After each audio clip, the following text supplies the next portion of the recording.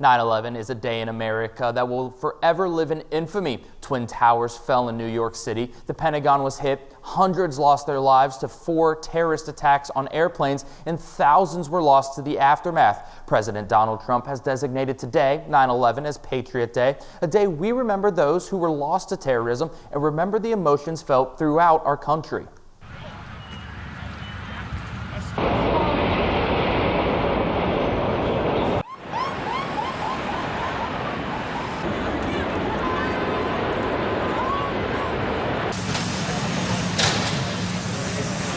They just put us in the classroom and, we're seeing the Twin Towers getting, basically blown up from the sides and whatnot. I was in 9th grade U.S. history class when they turned on the TVs and we started watching all that, and we watched it all day.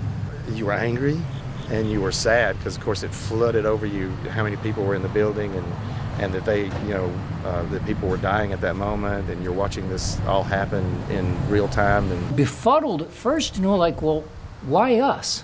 Why are you attacking us in the U.S.? And then, of course, when more came about it turned to anger. It was hectic. People were crying, and a lot of people were really, really sad. I was in shock. I couldn't even talk. It's just, I guess, for my generation, it's one of those things that you'll never forget where you're at. To honor those police, firefighters, and anybody else who lost their lives trying to save as many lives as they could. Well, there's 300 plus 363 firefighters that lost their life that day, and additional firefighters in the last, many years after that have lost their life for events that happened that day. And that just goes to show these were some tough people. They were worried about the citizens, and they lost their life over it. Certainly a day many of us will never forget, and will always remember those who were brave enough to battle for our country both during and after the attacks.